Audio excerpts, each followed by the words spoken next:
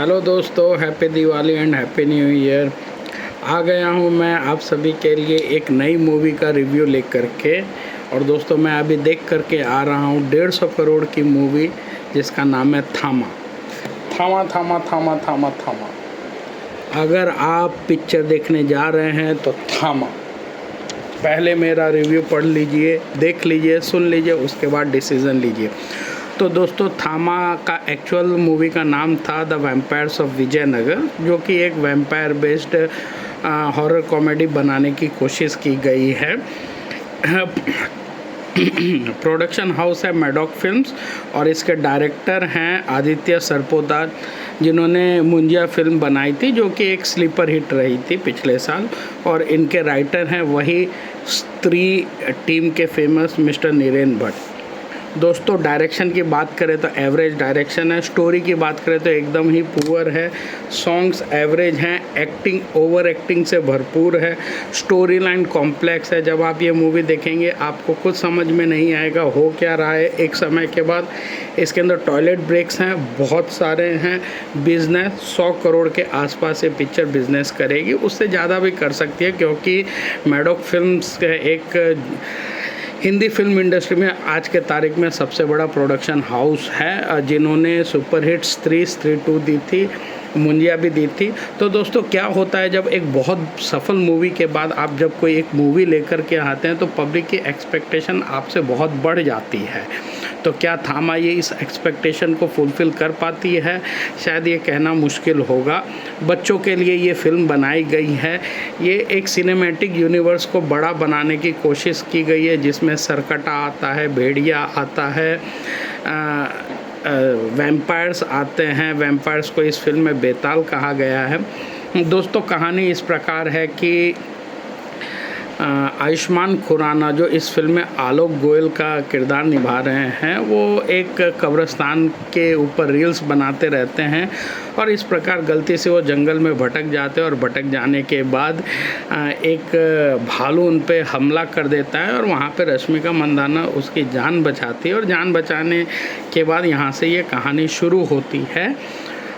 रश्मिका मंदाना पहले से ही एक बेताल यानी एक वैम्पायर बताई गई हैं। आयुष्मान खुराना एक नॉर्मल इंसान होते हैं और कुछ हादसे ऐसे हो जाते हैं जिसके अंदर आयुष्मान खुराना की जान बचाने के लिए रश्मिका मंदाना उनका खून चूस लेती है और वो भी एक बेताल बन जाते हैं। नवाजुद्दीन सिद्दीकी इसमें थामा का रोल निभा रहे हैं, लेकिन उनको निभाने के लिए कुछ इस मूवी में है नहीं। उनकी एक्टिंग देख करके आपको सलमान खान की मूवी एक की याद आएगी, जिसमें वो कैसे एक राक्षस की तरह हंसते हैं। गाने की बात करें तो 2 आइटम सॉन्ग है, लेकिन उस आइटम सॉन्ग में कुछ भी दम नहीं है। एक बार सुनने को सुन लेंगे, बाद में आप ये आइटम सॉन्ग भूल जाएंगे। स्त्री 2 की तरह ये गाने नहीं है कि आज की रात मज़ा हुस्न का आँखों से लीजिए। एक्टिंग की बात करें तो ज़बरदस्ती हंसाने की कोशिश की गई है। कहीं कहीं पे 1-2 बार आपको हंसी भी आ जाएगी, लेकिन फिर ये रूटीन हो जाता है। मेरे ख्याल से इस बार डायरेक्टर आदित्य सरपोदार और प्रोडक्शन हाउस मैडॉक फिल्म्स उनका तीर निशाने पे नहीं लगने वाला है। वो निशाने से उनका तीर काफ़ी दूर जा कर के गिरेगा। तो मैं यही कहना चाहूँगा कि दिवाली का समय यदि आप अपने दोस्तों से मिल सकते हैं, उन्हें हैप्पी न्यू ईयर बोल सकते हैं, बधाई दे सकते हैं, तो ये बहुत अच्छा आप सभी के लिए रहेगा। बाकी ऐसा इस पिक्चर में एंजॉय करने जैसा कुछ मुझे लगा नहीं।